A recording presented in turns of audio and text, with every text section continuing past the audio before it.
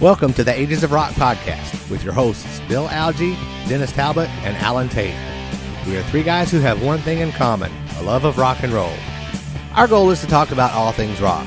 We hope you find this show intriguing, funny, and occasionally highly opinionated. Enjoy! Welcome to the Ages of Rock podcast. It's Bill Algie, Alan Tate, Dennis Talbot, Alan Tate, and who's that crazy guy in the corner down there? That's the one and only Sonny Pooni. And it's Hollywood. You get it right. It's Hollywood. Do you want to do this intro, asshole? Wow. Do you guys need me here for this fight, or you want me to just go? You got to use Hollywood. Thanks for having me on, guys. Friend Sonny. It's been a while. Can we get rid of one guy? Vote. Somebody Is else. this like the island? Is this like the island? Nice. Survivor. It's like Big Brother. Somebody's getting voted off. How you doing, man? Good. As you can see, I have a face made for radio. Yeah, and you're So do we. white as a ghost, bro. You might want to get some sun. You're pasty looking. Well, if you remember, the last time I was on your show, we got feedback that I didn't have enough light on me, so I rectified the situation. he's sitting in front of the sun. Yeah, literally outside on his roof. You said a rectified. That's No, cool. So, all is good. Growing Up Rock is going well. We just got past our 100th episode. We won't catch you guys because you guys release every week, so there's no catching you. So all is good there. And Podcast Rock City is going well. We're like at 250. Just hit our 6-year mark, so all is good. Cool. yeah, you guys have to stop on that show for us to catch up. Yeah. That's Yeah, well, now we added the live show onto it, so it's going to be tough to catch up now. Yeah, we ain't got no shot at it. It's okay, though. It's a great show, though. Both of them are good shows. It's awesome. Thank you. Yeah. That's a good thing about this whole thing. You know, we've talked about it before. Exactly. With Rock and Pod coming up, you know, running into people and making friends with people and being able to. We've had quite a few guys on the show on recently, just trying to do some cross podication. We'll call it that. Wow. Okay. Podication. That's good. Cross-podification. Cross podification, and it's worked out pretty well. So it's been good. That's some good shows. So that's fun. So it's good to have you back on, man. Oh, thank you. And I've said it a couple of times on probably a couple of different podcasts. It's meeting new friends at age 50, right? With the personality I got, that's not too easy. That is And tough. this community, yeah, right? Especially when I got to go to some shitty pizza place in the middle of LA. But anyway, I think I paid for it. But yeah, just the community is just so awesome. And, podcasting has opened up a new world for me. So it's great. That's fun most of the time. Yeah. Till it becomes a job. When it becomes a job, it's like. Well, the It's not worst fun. part is it's an unpaid job. Well, not Of course. necessarily. I've been paid back. No, The I haven't love been I paid see back. from you guys The every love. week. The Me, love. like, yeah. Really? Yeah. It's a labor of love. Yeah, who's going to throw up first? Yeah, exactly. Hey, Sonny, I got to thank you for hooking me up with the Click T-Shop fella, getting me a hat and a new T-shirt. We had Ed on here a couple weeks ago, and or last week maybe. It was last week. Last week. Yeah, Yeah. man, time flies. And we were talking about you and how you. I was like texting you as he goes, he's opening the box. I'm like, dude, you got to grab me a hat and a shirt. Yeah. He's a good guy. I'm supporting Chikara symbol right here. There you I go, got man. a Chikara shirt on right now. Yep. I got a couple of shirts. So, he's good people. Yep, I agree.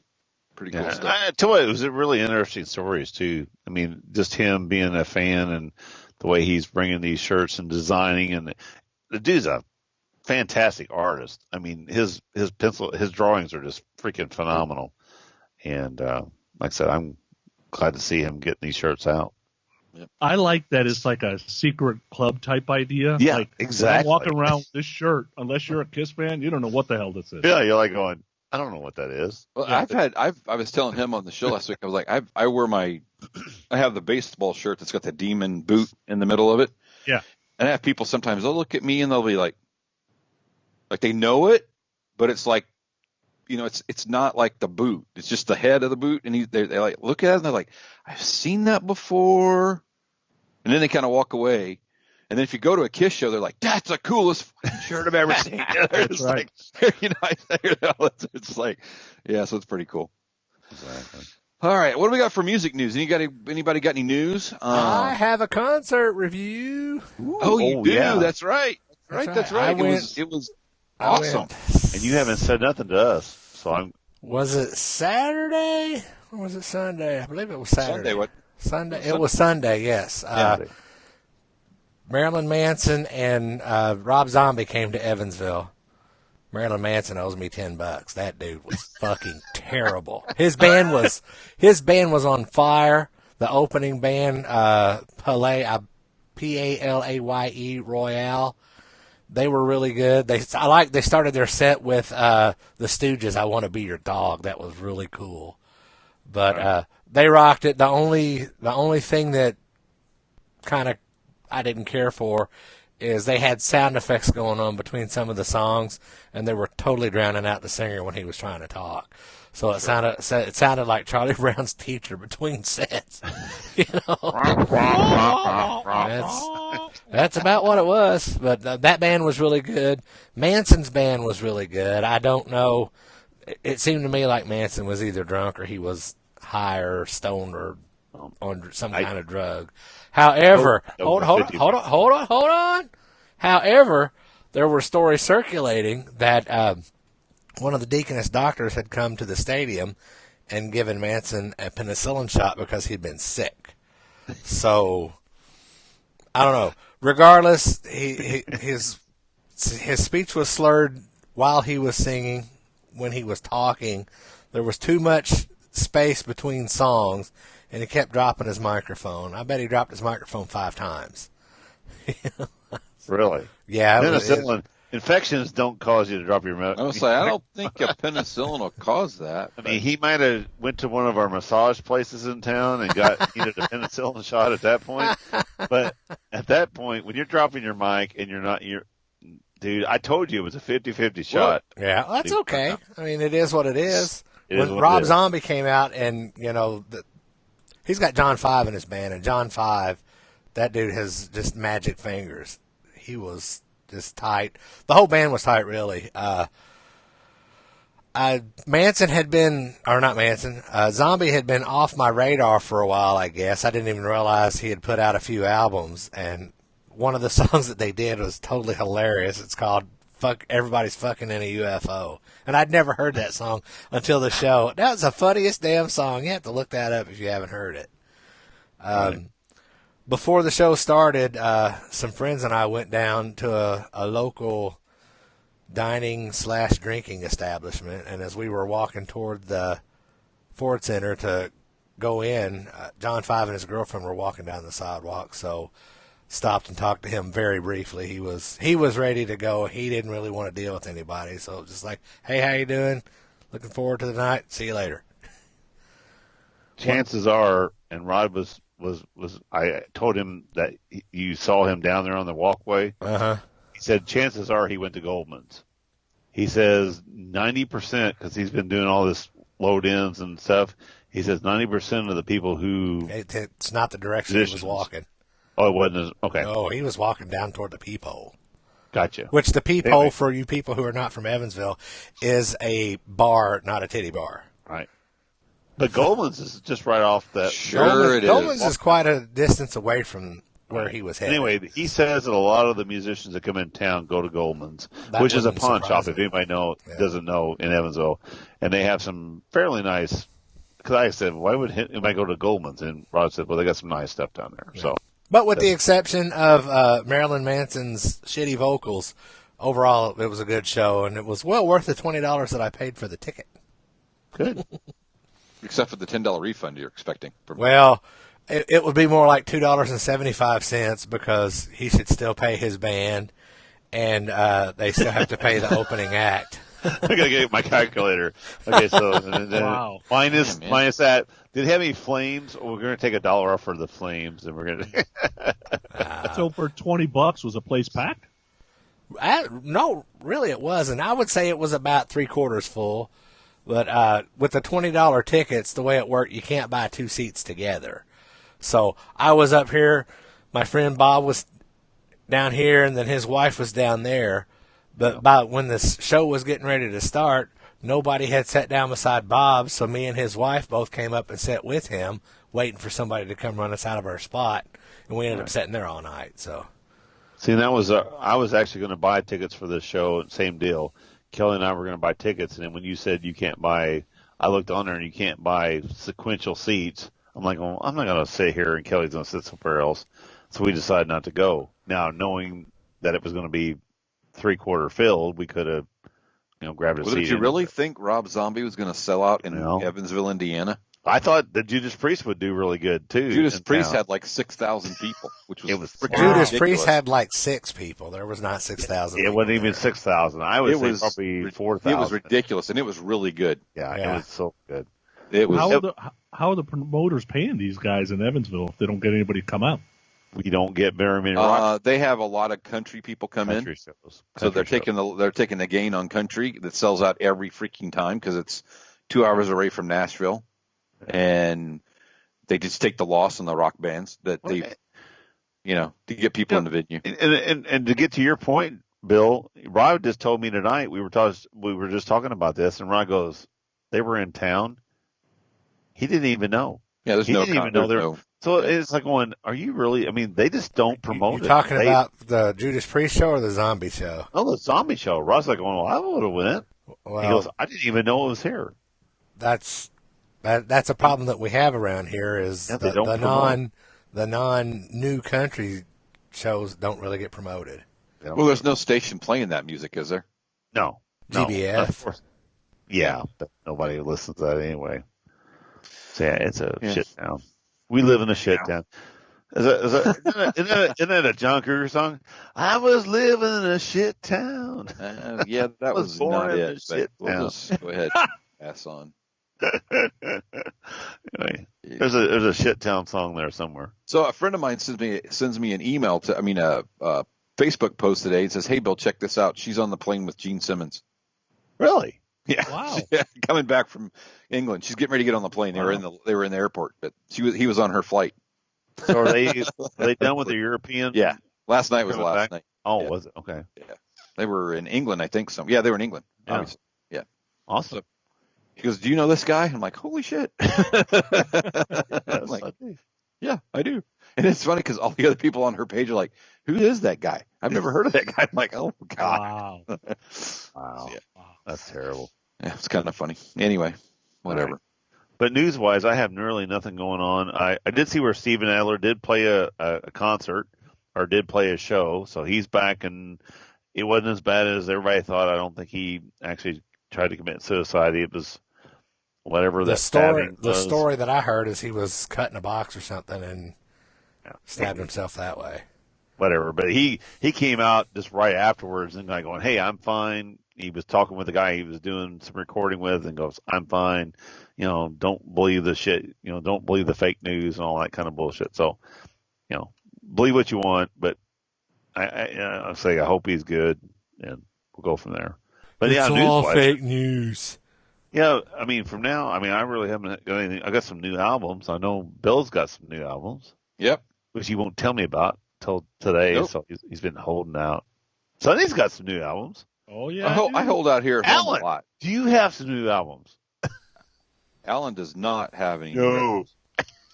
Y'all would Are you shit. vetoing? Y'all Are you would vetoing shit buying if I albums? just grabbed a big old pile of vinyl. I would. Actually, I'd go to your house with like $10 and go, "I'll just take those from you." The last record that Alan bought was Fraley's Comet at the Indie Expo. It was. No, that was the first Nashville Rockin' Pod. That was the last. Oh, you bought it for that Wow. to get autographed. At No, I Is that bought right? it at Rockin' Pod because Mike pointed out that it was down there. It was inexpensive, and it had already been signed by 2 of the members. Oh, yeah. And I just kind of bought it thinking, maybe someday I'll get everybody else to sign it, or I'll at least get Ace to sign it. And then they did the Indie Expo a few months later, and Ace and Anton were both there. It was just coincidence. That's one of the good decisions. Yeah. Yep. Occasionally a blind squirrel finds a nut. Yeah, that's what your wife said. Okay. Wow. All right, That's a blind squirrel Bill. gets a I want nut. to see. Come on, Bill. Show me. Make Sonny and Dennis do theirs first. Make Dennis wait a little longer. It's not that big a deal, really. I'm just busting on you. He's busting my balls all week. Sonny. All right. All right. What do you got, He's Sonny? I'll go first. So Our there's guest should go first. Yeah. There's a record company chain here in Milwaukee called the Exclusive Company. And they've got used records, new records. They've got like VHS, DVDs, that kind of stuff, CDs, all that kind of stuff. And some tchotchke stuff. So there was a $1.99 find. Wow. Nice. Agar 3-lock box, right? Didn't have that on vinyl. Good. This one was a $9.50 fine.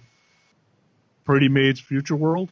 Oh, wow. You like that album art? That's a pretty sweet cool. album That's art, isn't it? beautiful. That's beautiful. That's cool. It's a good album, too. And Awesome. then I realized... Pretty Maids is one of those bands that should have done better in America. Yeah, no doubt. And they're going to be on the Monsters of Rock cruise, so can't wait to see them because I've never seen them live. Cool. I realized that I was already into CD buying by the time I got into Maiden, so I did not own one Maiden album. Yeah, I don't have one either. Yeah, so I decided to start buying the new 180s. So I got that one for $28.98 double LP. That's nice. Right, so I can have all the album art. So I'm a completist by trade, so I'm gonna go get all the Iron Maiden stuff. Yeah. Then I bought myself an early birthday gift. No, my birthday's not till October, but I found this German print Y&T 10 record with the alternate cover online. Cool. That was $27, right? Not too bad. And you being just a small Y&T fan. Yeah. Yeah. I have this album like 5 different ways. 14 times? Yeah, there you go. And then I had done a podcast. We were doing live albums, favorite live albums. And I had mentioned on the podcast that I didn't have the Japan 90 Night Ranger album, right? I could never find it. Right. Well, I didn't have the Rockin' Japan one they released in 97 either. So my wife heard about it, and she bought me the Rockin' Japan. So I have no idea how much she paid for this. Wow. Wow. But on top of it, it's blue vinyl. Wow. How cool. It's Very pretty cool, cool. right? Re-release from, I think it's, who is it? Is that a Rock Candy release or something? Deadline. Ah, Deadline re-released it in blue Cool. vinyl. So that's cool. Cool stuff. Yeah, That that's is some cool cool. stuff, man. That is cool. Awesome. What a good wife that is. Yeah, Right? It is. It surprises you with that. I got to talk loud enough so my wife hears to buy me random vinyl Good that I wife like. buys vinyl. Yes. She heard me. That's some good stuff, though. I like that. My wife would buy me vinyl siding for the house. Yeah. Yeah, for sure. Would you like blue or would you like green? Yeah. We actually did just buy 3 years ago, I think, some new siding for the house, and it is blue. There you go. You getting more blue? All right, what do you got, Dennis? Pony All right, up. so real quick, I got Wings, Speed of Sound, great album. Let Me In, silly little love songs. Both the start tracks of that album, pretty good. We'll put this on the side. I got Who You Listen News 4. Got it for $5.50. And it's real good shape. As he throws it across the room. Yeah, it's not in good shape anymore. No, I put it it's in my recliner. Boss Gags, Silk Degrees. And the only reason I bought this is Alan and I have been playing the shit out of Lido Shuffle, which is on this album. So Don't you have the greatest hits album? I do, but I don't have the album that it comes off of. Oh, okay. It was $6. So It who doesn't cares? come off the greatest hits album. So Even though anyway, you play it. yeah, I know. Foreigner 4 for $5. Oh, yeah. Should have been for $4, but it was only $5. Which is, that actually, I'm getting pretty close on getting my Foreigner thing done. This is one that I actually talked to you about.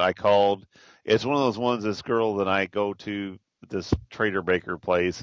She has like a little lock box that she has up there. Actually, she has rush signals, and I wanted it so bad. I almost bought it today, and I'm like, going, God damn it, I just can't break the thing. Anyway, $15 for this album, but once I looked on Discogs, it was 10 with shipping. It was going to be 15 anyway, and it's in very, very, very good shape. Docking under lock and key for $15. You can't beat that, and it's like brand new. I mean, it's smoking nice. I mean, it is like. Speaking of docking, did you guys read that Mick Brown is retiring as a drummer? Yes. Yeah. So I think it's temporary, isn't it, or is it permanent? No, now? I think he said he's done. He said he's 62 and he's been drumming since he was 10. So he said he's just wore out. Like I can understand that being a drummer, it's hard work. But in case there's this like ends my theory of a potential reunion. But the whole point is there's this resurgence of docking, and everybody wants to see her docking again. Guess who's going to come out of retirement? Mick Brown. Exactly. He just which would be great, right? Because yeah. But anyway, I listened to that the other day. It's a really good copy of it. So that's what I got. Okay, Bill. All right. What you got? $1. Ooh. Vandenberg. And worth actually 33 cents. You know, it is worth 33 cents, but actually it's not a bad record. That's not bad. All right. It's almost as good as the New England record. No, actually, get this. They actually had at that thing. I dropped this on the ground. They had it. They had a sealed New England record. And you didn't buy it for me? Show, and it was $3.50. And you didn't buy it? No, I didn't buy it. Are you fucking, dude? If you fucking buy it, if you see that again, you buy that goddamn thing. If you see anything under $5, buy it. I will buy it. Every New England album is under $5. Everyone I've ever seen. If they're nice shape, it's horrible. And I'm like Rich. I'm going to buy these things because I like them. Just buy it, and I'll pay you for it. I could have probably sold it to Rich for $45. Well, a sealed one? Oh my God, I would. Yeah, it was sealed. It was like $4.50 or if something. You were here, I would smack you.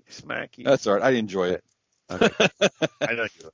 All right, so I got Don Henley, which is the first Don Henley, which is I Can't Stand Still. Pull that far, yeah. And it came with a 45 of Dirty Laundry. Really? That's nice. What's on the B side of that 45? Yep. I don't know. I didn't look at it. The B side is Lila. Okay. What'd you get for the album itself? Just $5.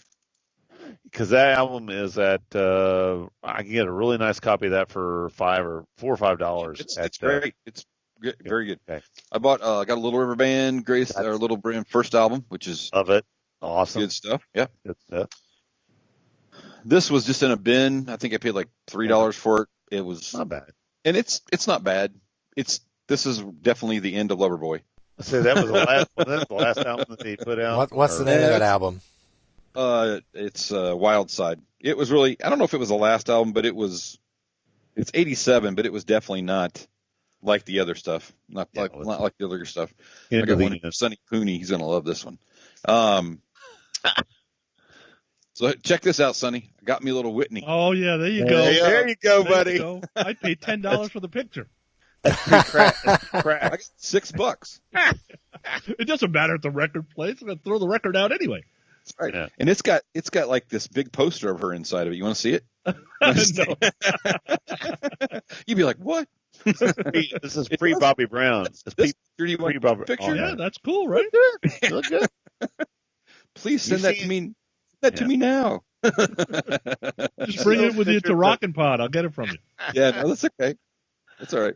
That's awesome. All right, got a little Rick Springfield. So this is the third record. That's the third record. Yeah, I think that's it for me because I think after that one I'm kind of done. Awesome. I think this was $1 too, by the way.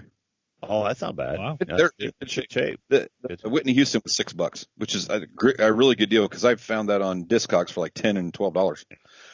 This is a record, kind of a jazz record, new age. Yeah, George Winston. I had this back when I worked in a record shop, back in 1986. I worked in a record shop, and he would only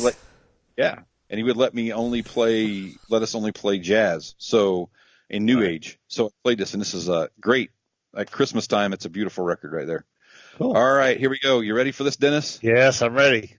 Sealed, Barry Manilow's 20 Greatest Hits. That's nice. Complete with a Mandy, What? 45. Oh, was that like $1? How much you get? No, this was $5. Oh, it's not bad though. Sealed for That's all $5. So 20. Hold it up so I can just see it and I can pause it. What's the something like B-side? that. No, of the other album. What's the? I got it. what's all The B-side is Something's Coming Up. It's know. typical. It's Mandy. This one's for Yeah, you. same. New England. But it's new, and my mom's that I have of hers. It's not that one, but the Greatest Hits one is not playable because I think she used a cheese grater as because everything I have of hers can't play on anything other than I don't know.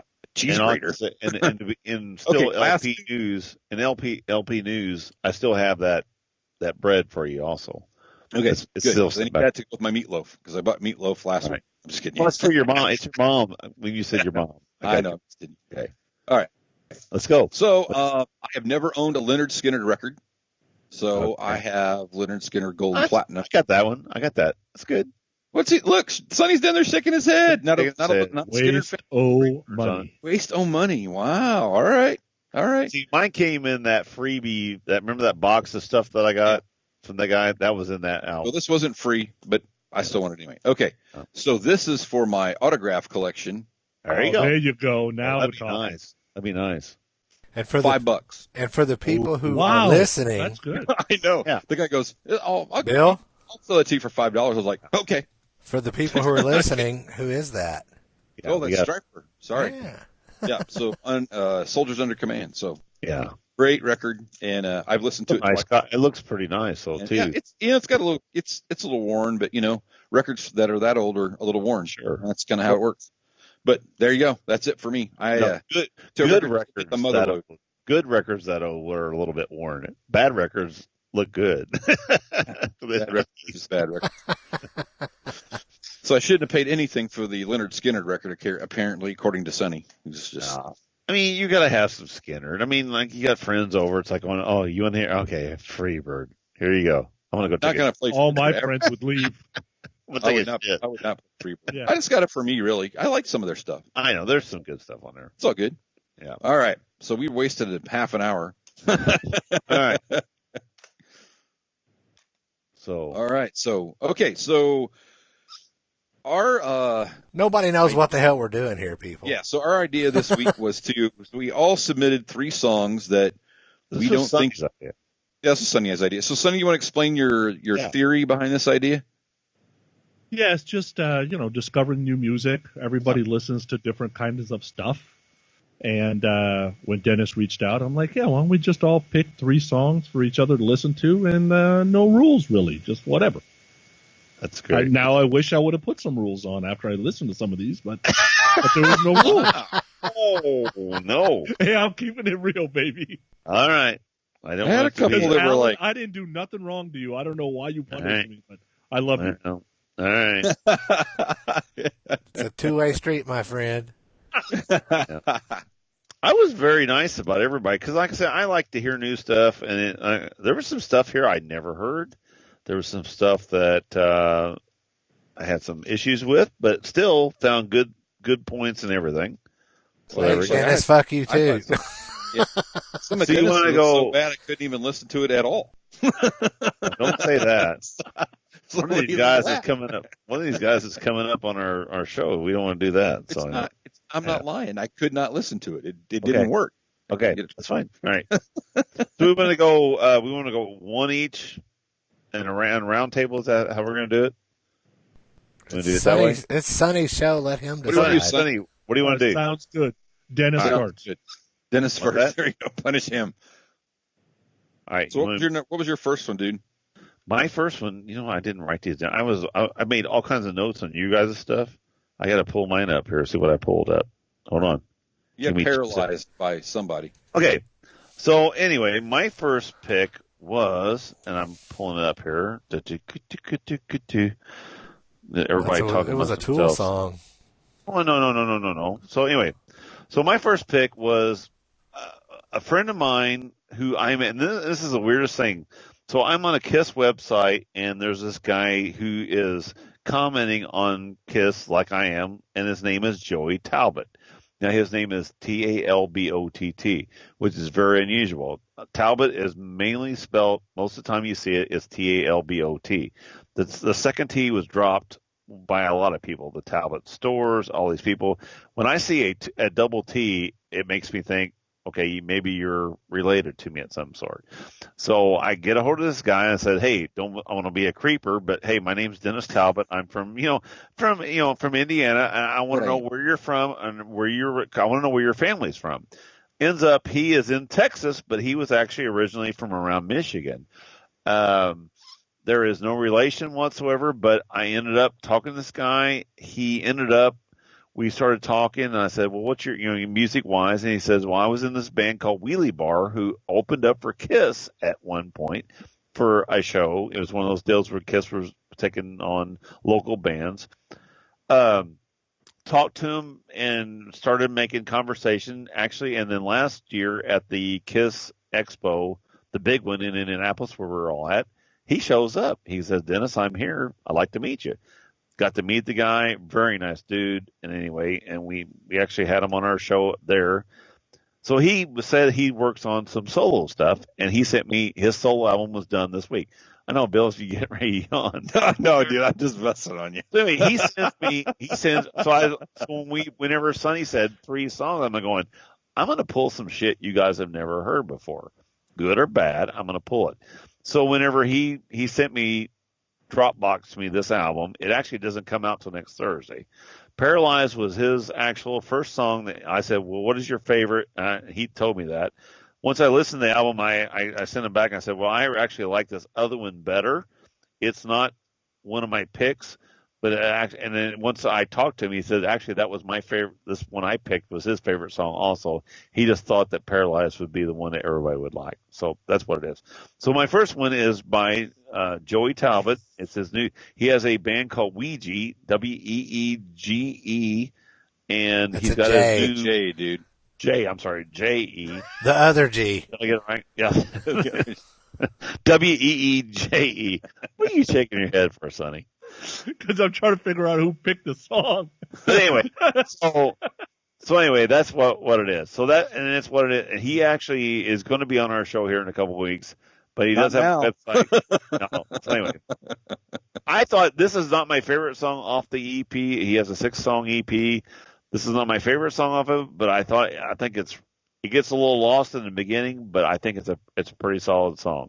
Okay, discuss. You never said the name of the song. I just did. You did? Yes. Paralyzed.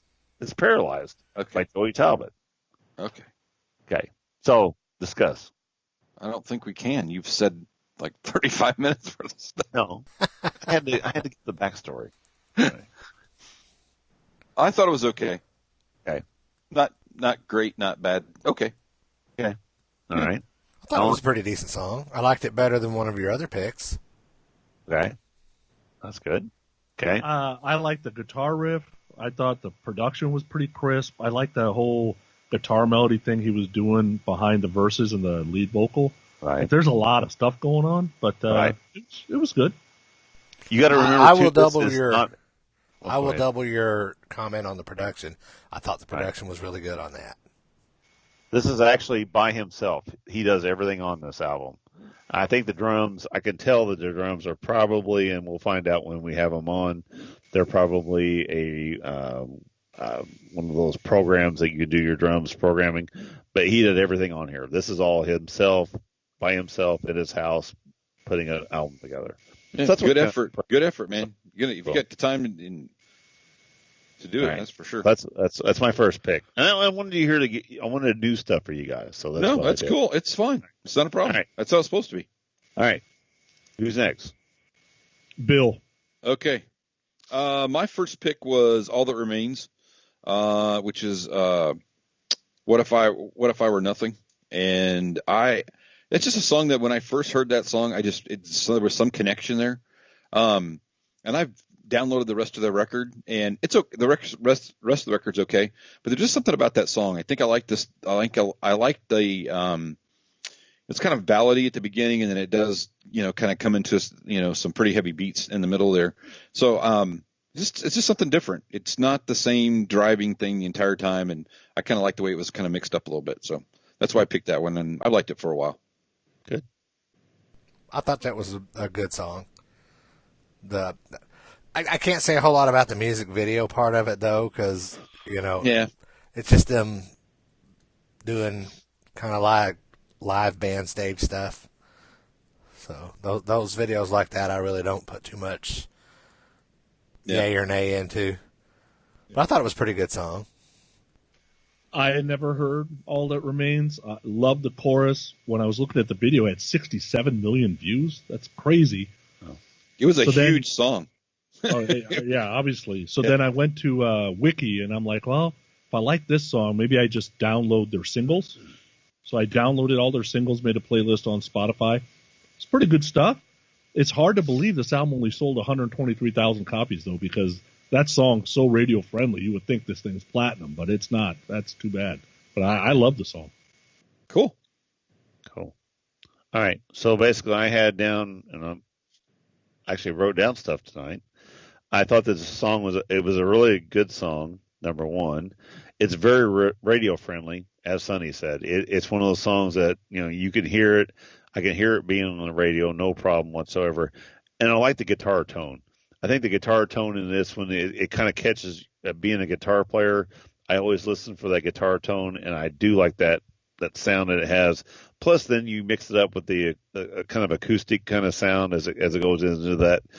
During the verse, it gets into that more that kind of melodic situation. But the guitar tone on that song is really, really, really good.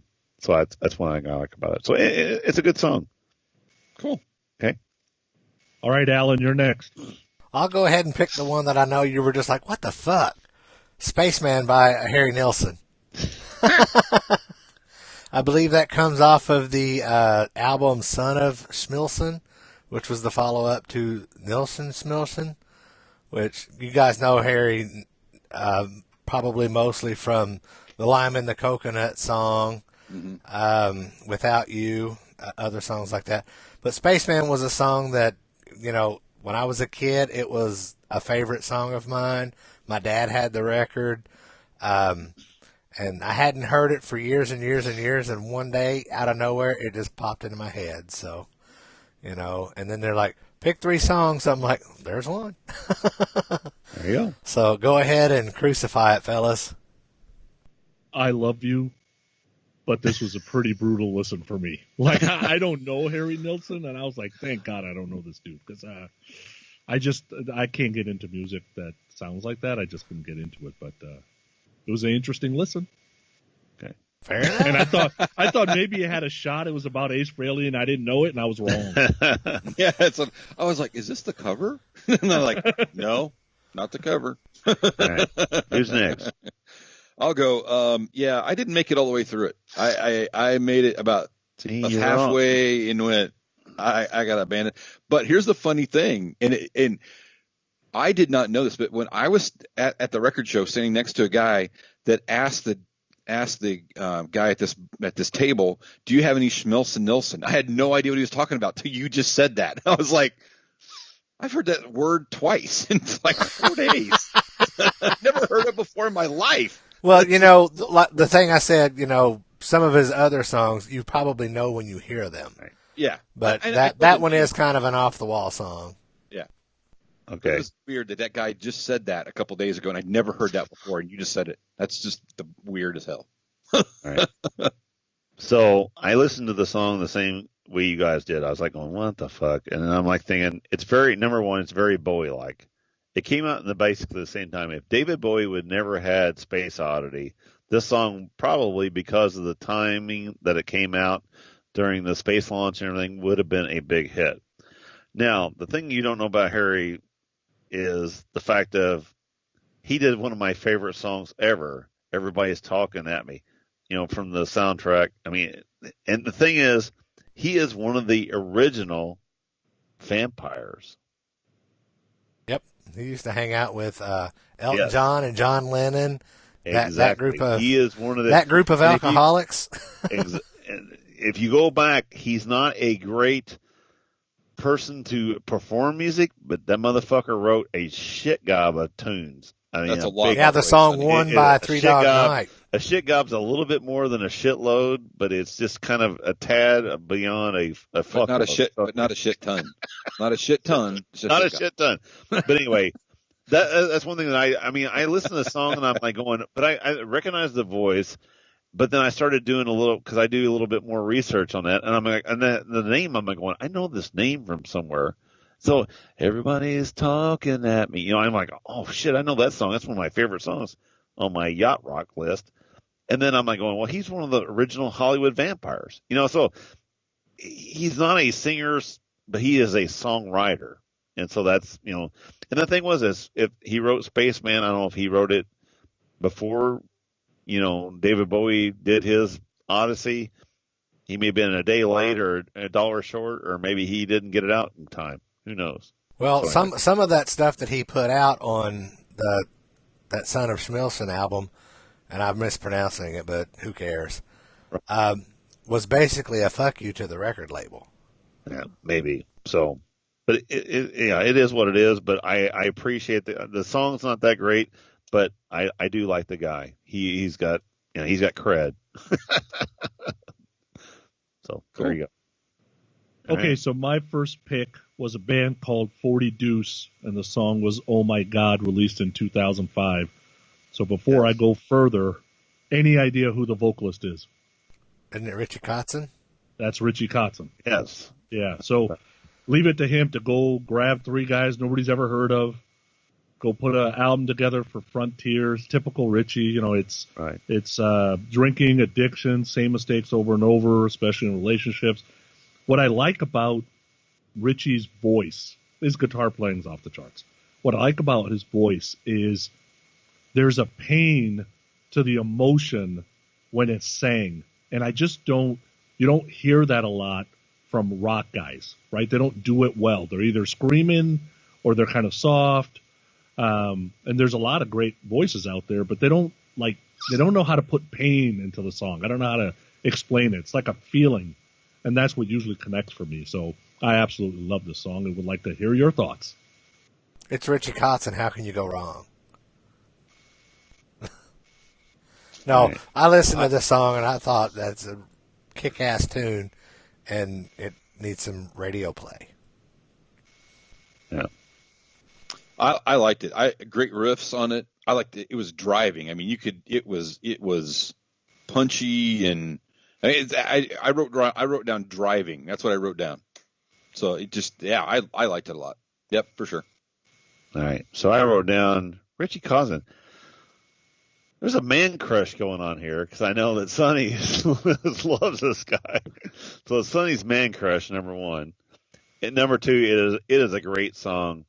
And I'm like you, Sonny. I like his voice, and it reminds me a lot of Corey Taylor from Slipknot when he's not doing his Slipknot stuff. When he does his acoustical stuff, and when he did some stuff for Food.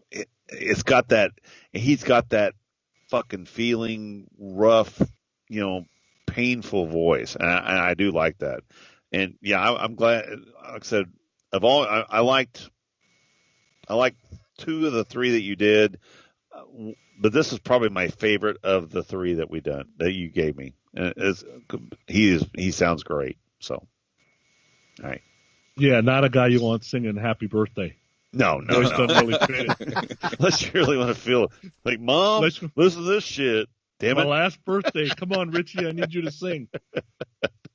It'd be more like, so you're comparing him to Corey Taylor. It'd be more like Corey Taylor in Stone Sour. When he's doing the Stone Sour stuff, and I didn't mean that kind of. I was doing it. I like him. I like Corey Taylor in Stone Sour. I could give a shit about Slipknot. To me, that's just a big mess of bullshit stuff. And when I said Slipknot, I meant it to the fact that people who are not familiar. No, I know what you meant. It's just. I'm like you. Yes, it is his Stone Sour voice and his other stuff that he's done outside of Slipknot, but they have that same tonal, really deep. I'm feeling voice. It's not just a singing voice. They're feeling something.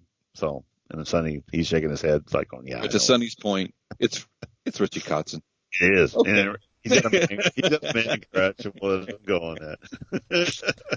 All right, before we get to the next song, we're going to take a quick break, and we're going to make you guys listen to a Rockin' Pod Expo commercial. So we'll be right back. Rockin' Pod is back. The annual celebration of rock returns to Nashville. This convention brings together the best rock stars, music podcasters, vinyl and memorabilia vendors, and rock fans from all corners of the globe. Special guests include Michael Sweet of Stryper, Brian Forsyth of Kix, Jason Beeler of Saigon Kick, Erie Vaughn of Danzig, and members of Exodus, Roxy Blue, Every Mother's Nightmare, Kick Tracy, and more. Music podcasts from all over North America will be recording on-site all weekend. Special pre-party featuring the Rock and Roll Residency, The Talisman, 8 Ball, and Lipstick Generation on Friday night. Rockin' Pod Expo on Saturday. Join us at the Nashville Airport Marriott August 9th and 10th for Rockin' Pod. Podcast registration and tickets and VIP packages available now at rockinpod.com.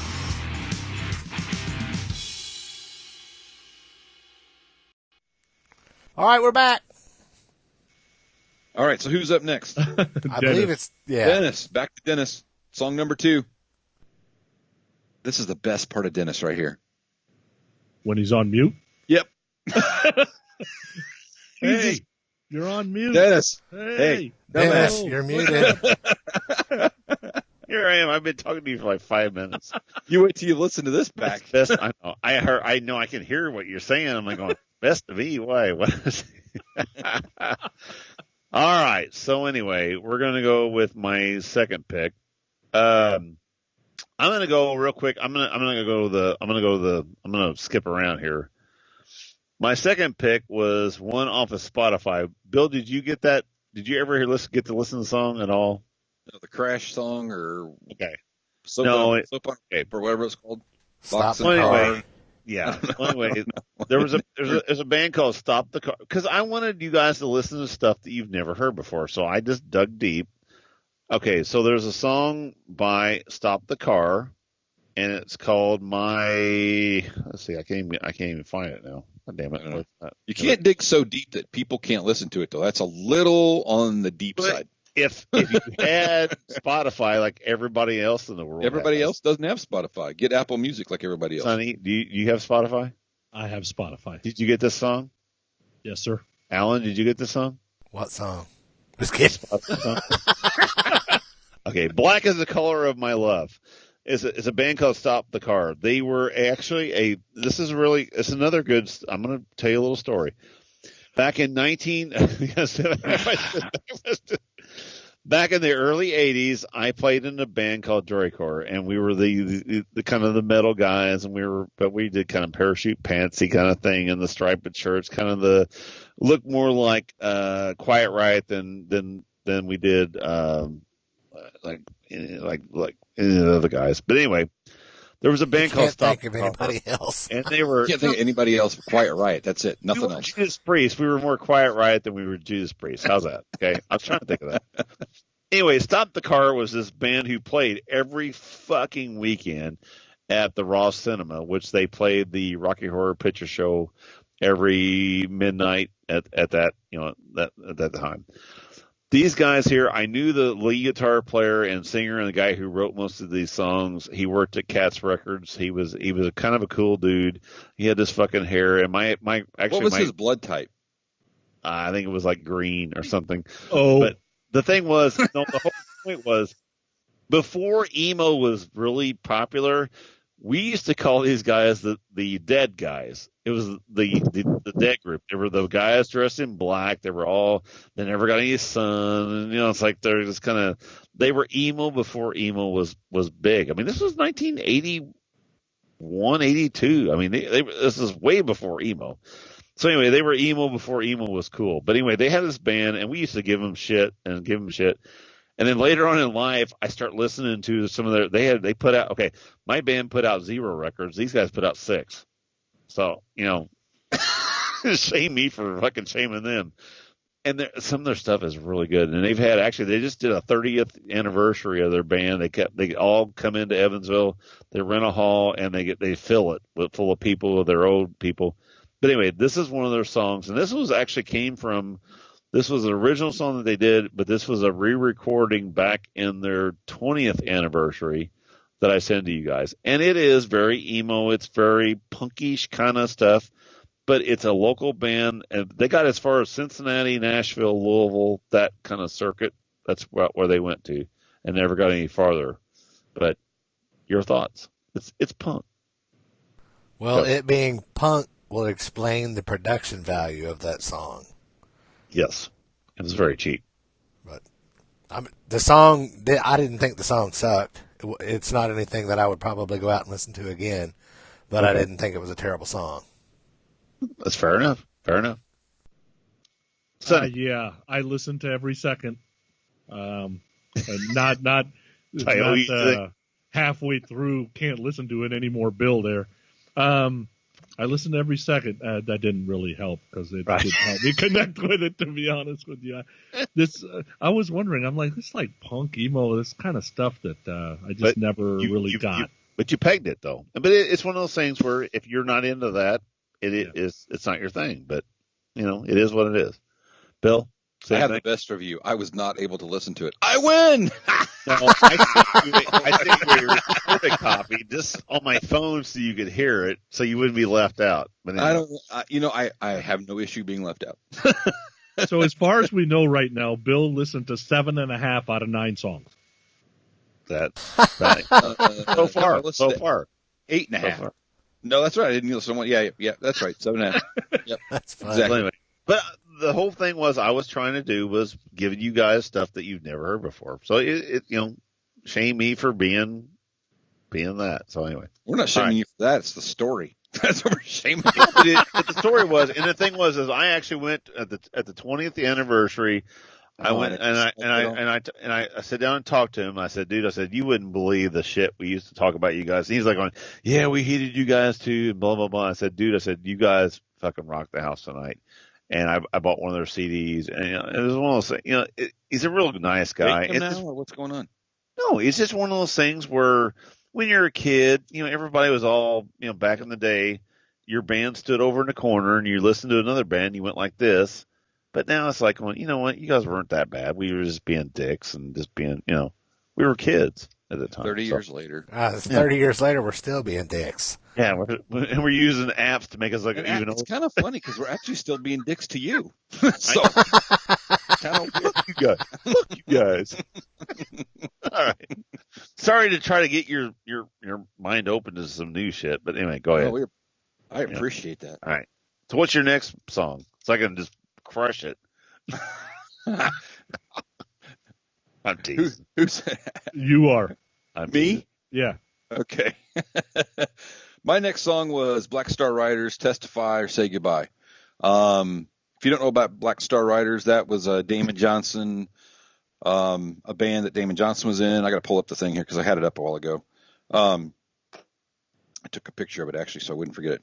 So they started in 2012 and was fronted by Ricky Warwick and Scott Gorham. They've had some falling out. There's been some changes in the band and stuff like that. I just like that whole band. I mean, I like the records. I've got 2 or 3 of them, and I've got 2 or 3 of them. And I just love it. And I love that song. That song I can put on the radio and crank it up, and I'm in there dancing in the car. It just really kind of gets me going. I like that song a lot. So the live version that I YouTubed, copied to you guys, the live version's okay, but the recorded version is a much better song to me. But I like that song. So there you go. I like everything about this band except for one thing. This song. It's a big one thing, and that's really Ricky.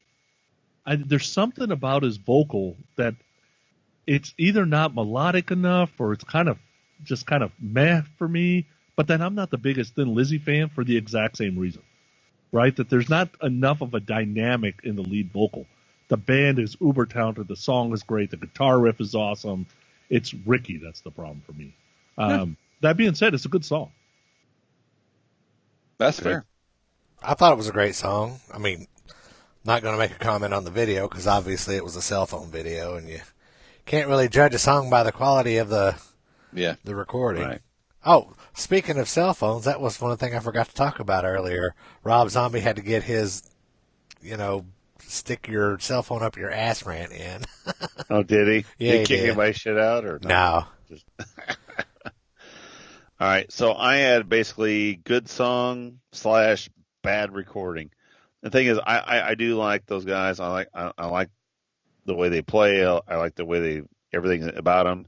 That was just a really shitty recording of that song, and so I just really couldn't get past that. And the thing is, I like Black Star Rider. I think they're a great band.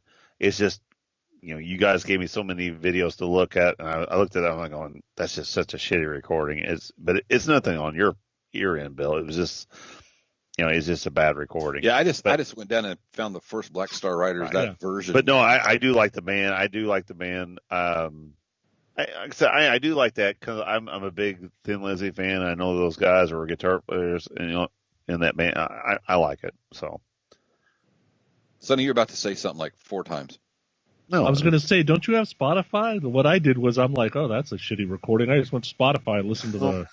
I thought you had Spotify. I thought everybody had Spotify. No, I What's spent up? time trying to get Bill I'm trying to get Bill to get my fucking shit, so I didn't have time to look up his shit. I just looked up what he gave me.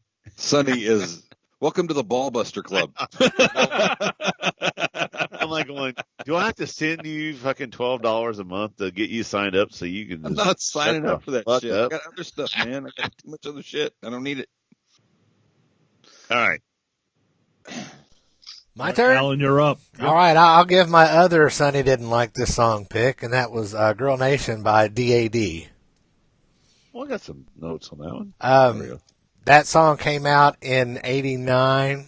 It was released on Warner Brother Records. The band originally went by the name Disneyland After Dark until the Disney Corporation found out about it, and they're like, fuck you.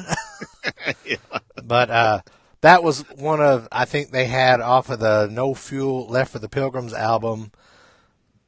There was a music video for that song, and I think there was a music video for maybe one more off of that album.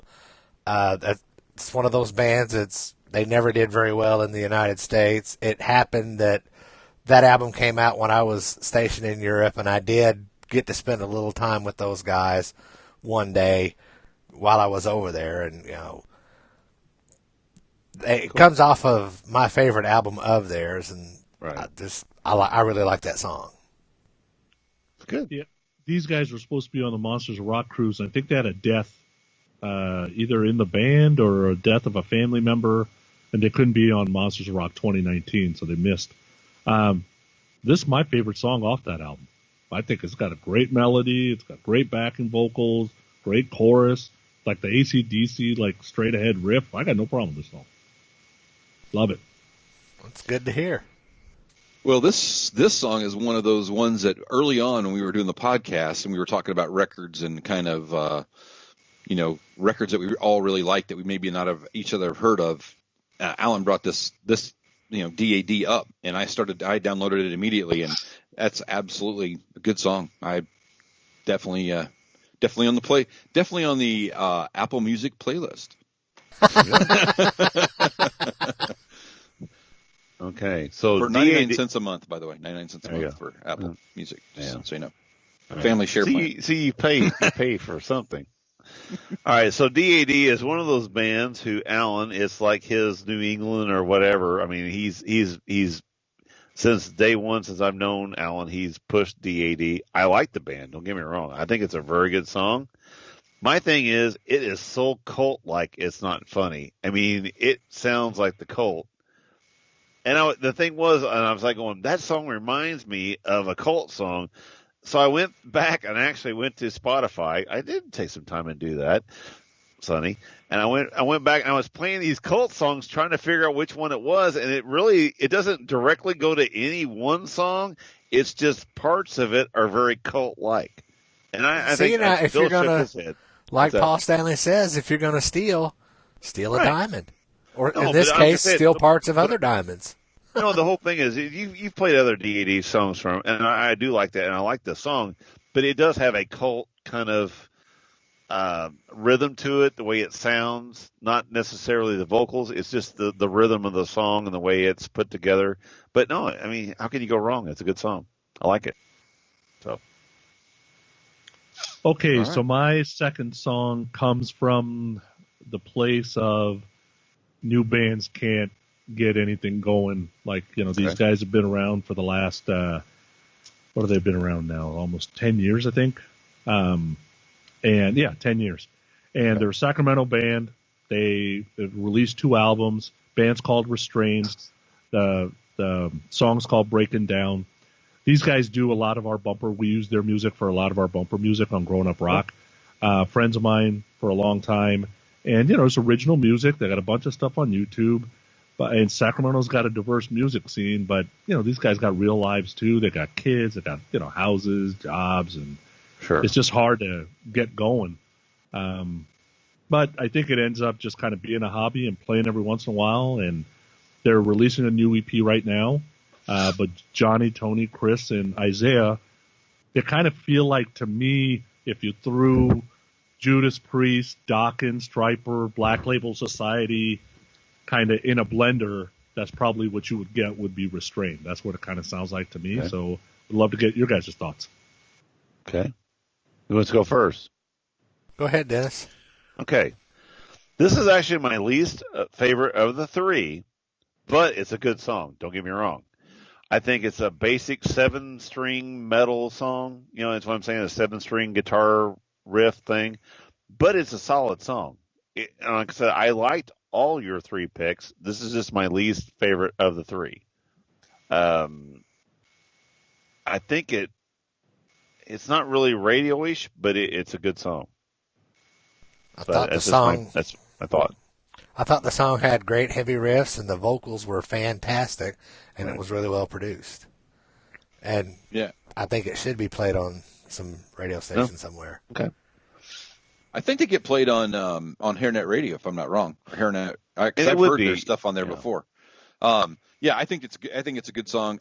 I think that when that first, at one point in time, Sonny, I think you sent us some restrained music. You did, I think so. I have 2 of their. I have the first one, and I think I have both of them actually.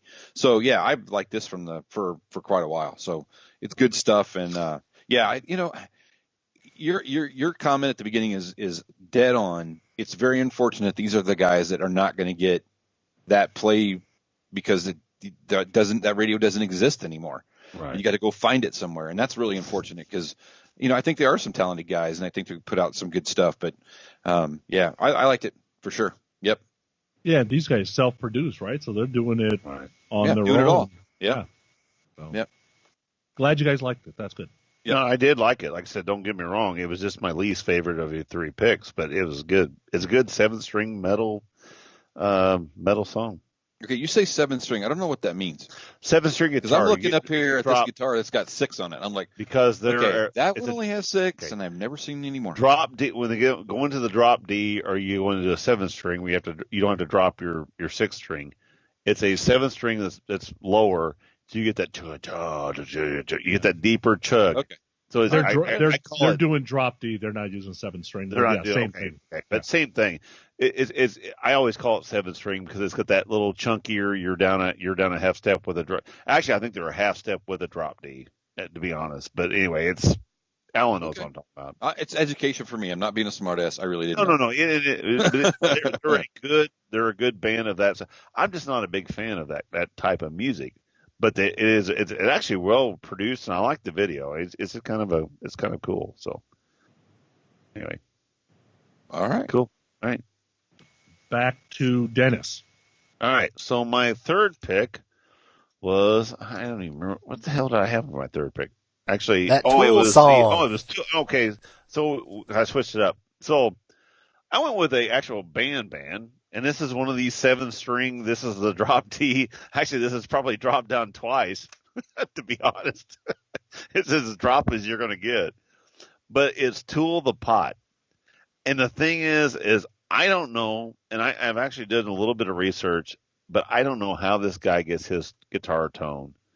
But it is the crunchiest fucking just gut wrenchingest fucking guitar tone I've ever heard in my life. He had Tom Schultz invent him his own little. Just kidding. It comes from his anus somewhere. I don't know, but anyway, it is actually though. It's serious. And what I've heard is it's all digital. It's basically an all digital tone, and it's crunchy, and then that bass lick through the whole thing. You know, you get it's a really good song. So it's one of those ones that caught me. And the thing is, the video itself. If you watch the video along with the song, I thought the video was great. The video is fucking awesome. So I'm gonna stop there and let you guys go from there. Wow, I don't know what to say.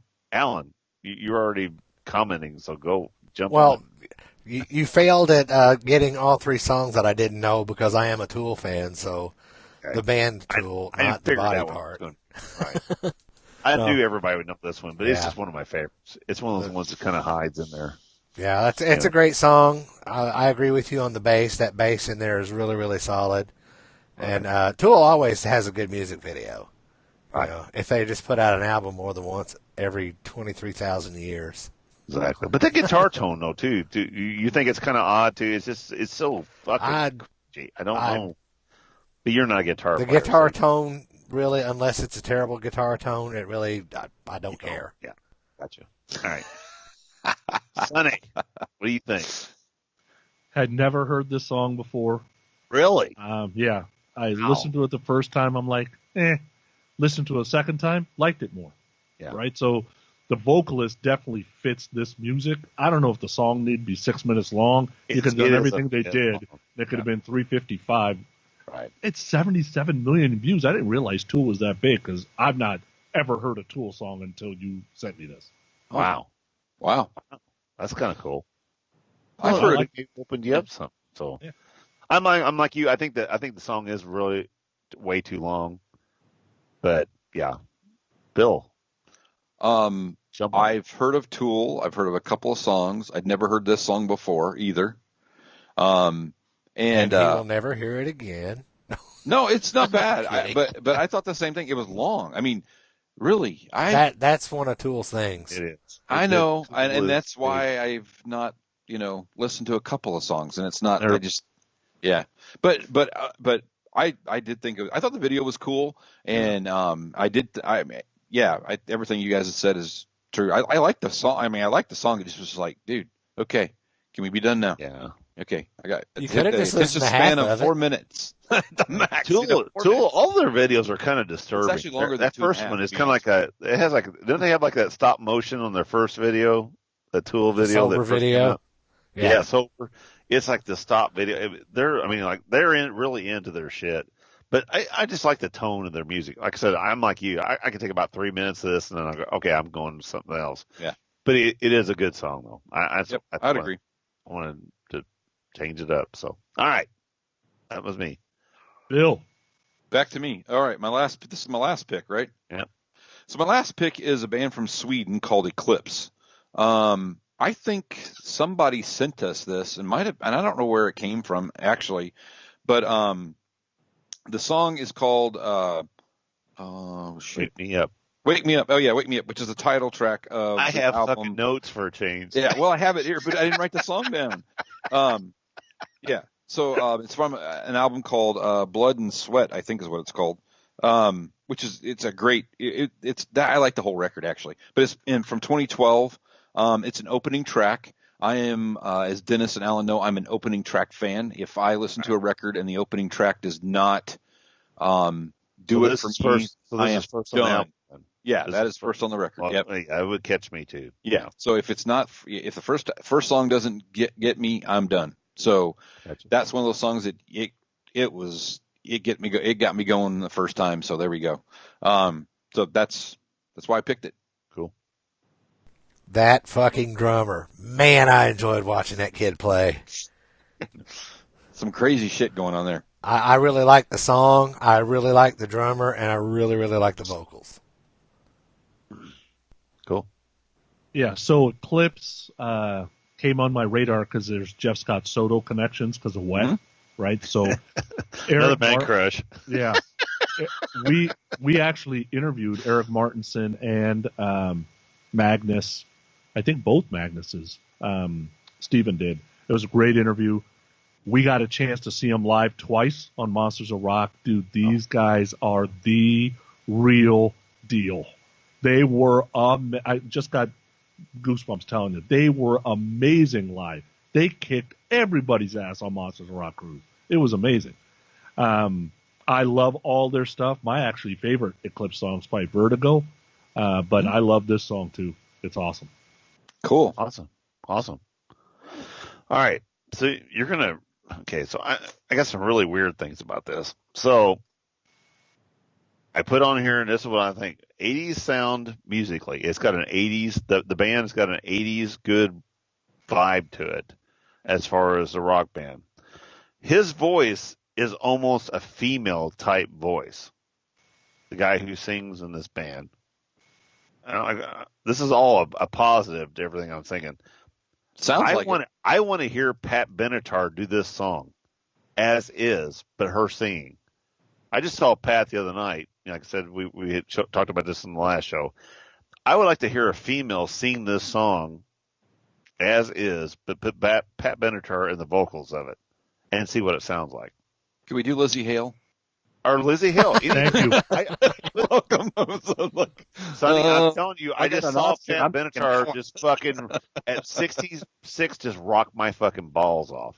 I mean, okay, That's the most balls his has got rocked in a while. Inner singing was good too, but anyway, no. But the whole point is, I really think that this song here is a very good song and could be covered because his voice he's got such a high voice, and like I said, I like the way it's done. No problem. I just think a really strong female voice on this, doing this song would be just fucking rocking out. I don't know why it struck me like that. I've never had a song that did that to me. It was like going, a girl should be singing this. I don't know. Just my thoughts. But it's a good song. I liked it a lot, really. I don't know if it's because his voice is so feminine sounding, but then I started thinking, Pat Benatar could just fucking rock this bitch up, you know? All right, Alan, you're up. All right, my final pick is, excuse me, Alice Cooper's Roses on White Lace from the Raise Your Fist and Yell album. I like the solo Alice Cooper stuff more than I did the Alice Cooper band stuff for the most part. Raise Your Fist and Yell came out after Constrictor, which was Alice's comeback album after his his time in rehab or insane asylum or whatever story he's pitching to, make it seem more mysterious. Before being clean. Yeah, we'll go with that. But that is just a great song. And for all those that are going to the Alice Cooper show on this current leg of whatever tour he's got going on now, that's dead in the middle of the set. So you're welcome. I hope so. It is. That one is, and there's actually one which really surprised me because Constrictor is one of my favorite Alice albums.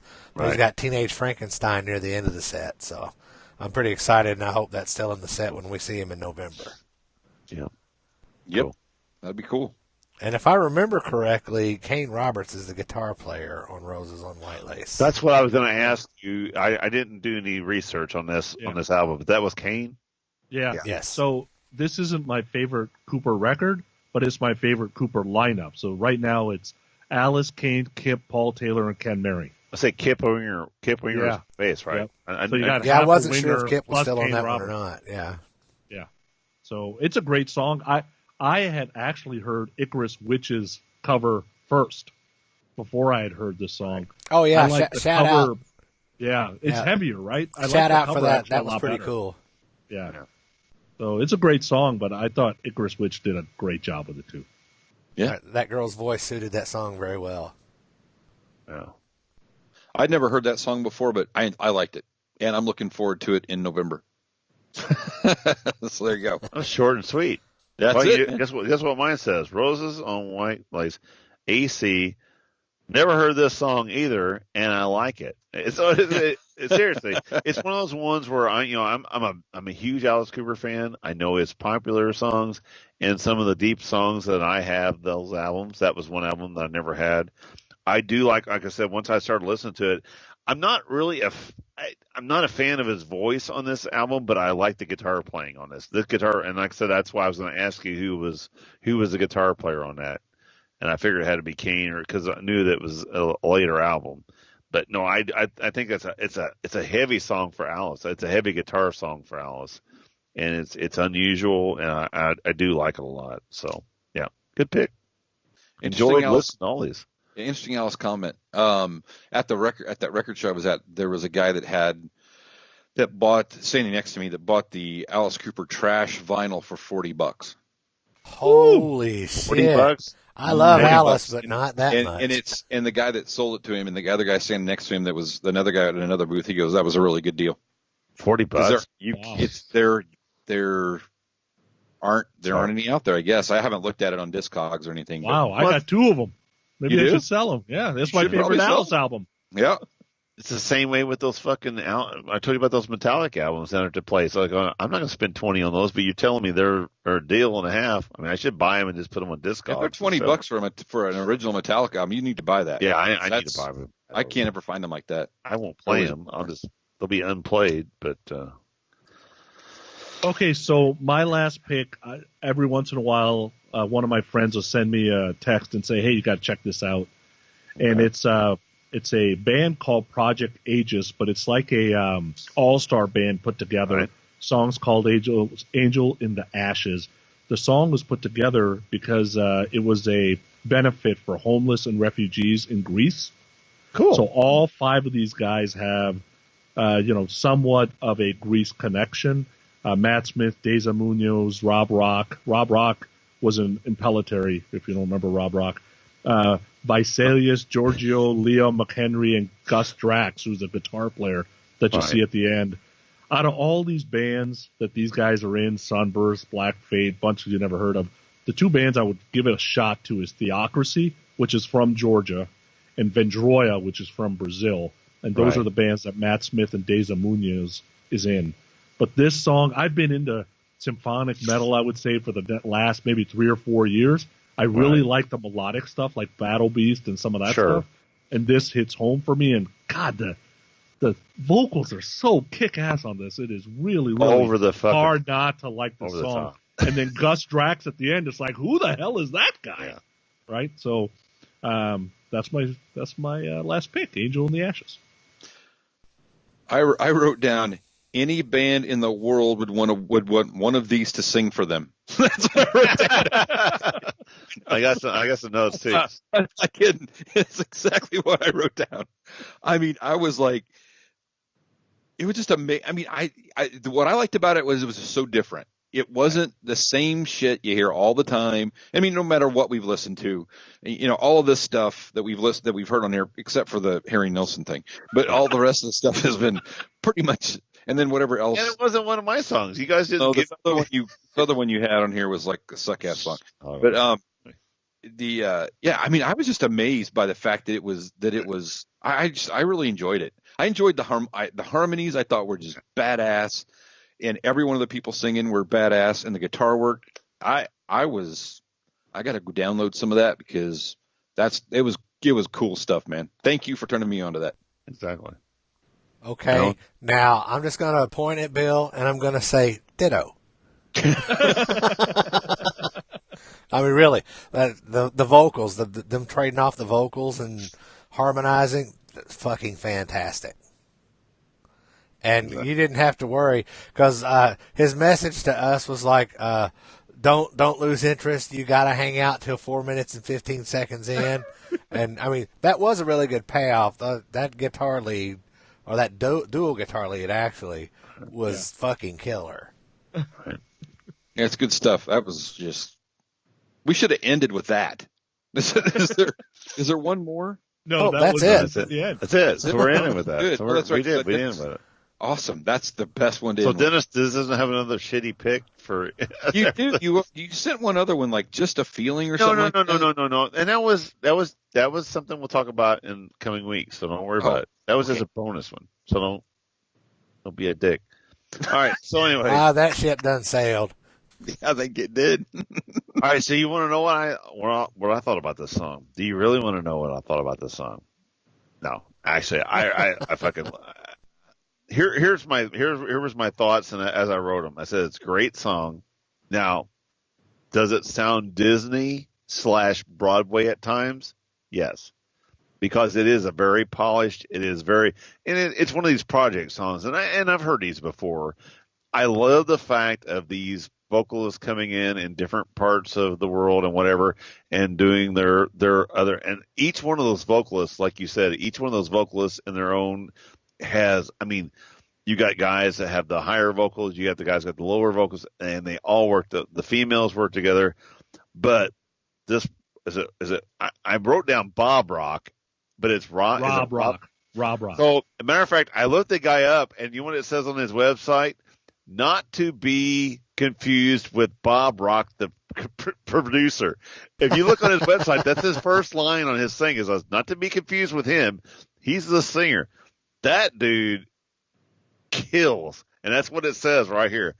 He is the best singer on that because he has that 80s, Dockenish, Dio-ish kind of fucking, I mean, it's that raw power. I mean, and it was like going, but I love the fact that we see this video, and seeing the video, I guess, helps the song also because you see the fun that they're having when they're doing this. It's not like they're just in there just stressed out and getting cracked by the whip. You bitches, you need to sing this.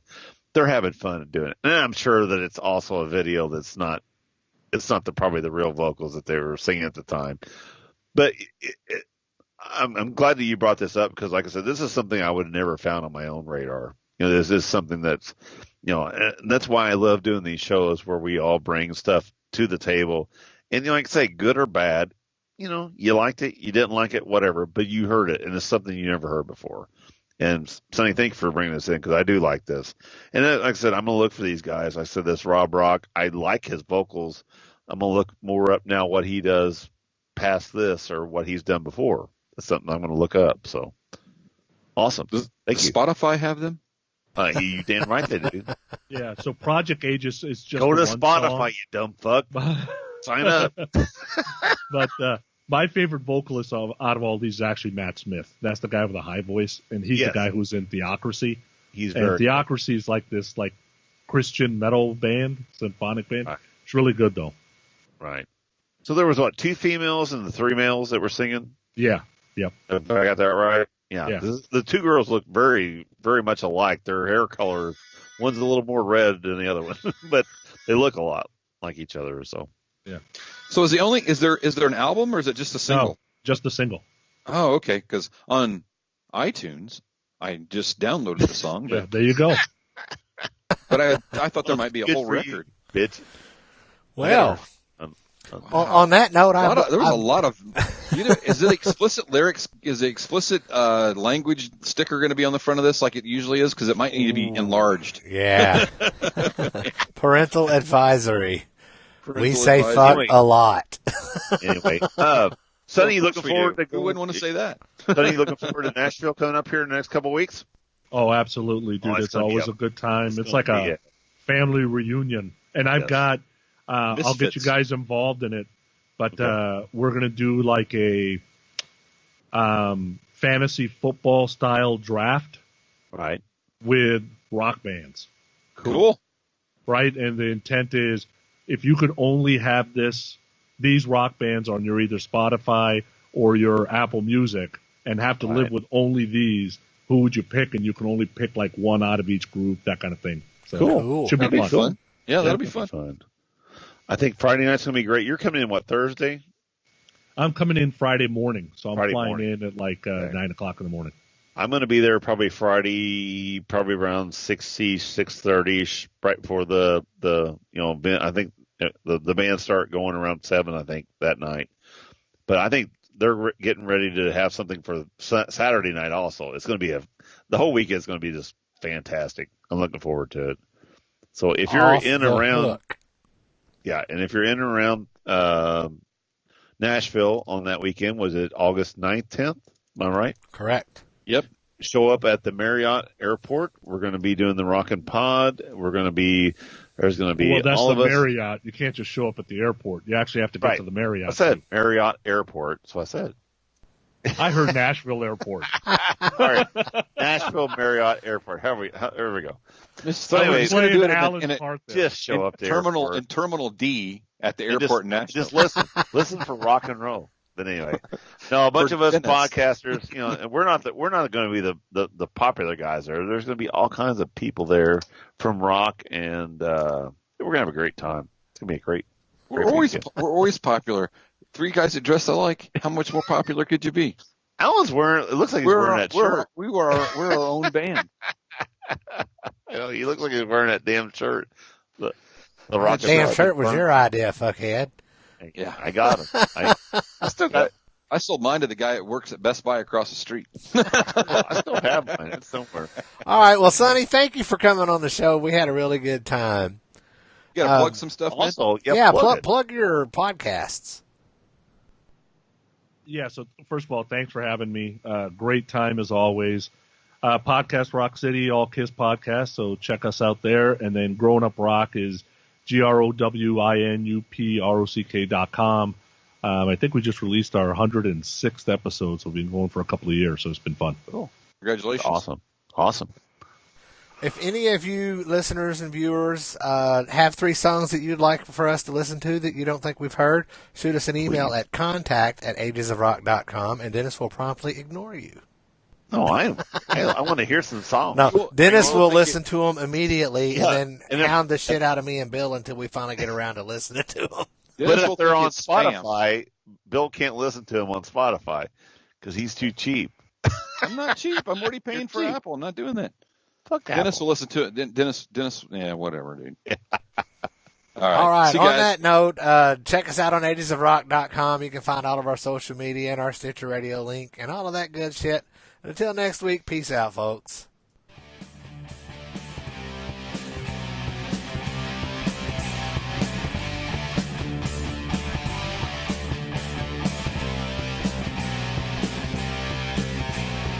Thanks for listening to the Ages of Rock podcast.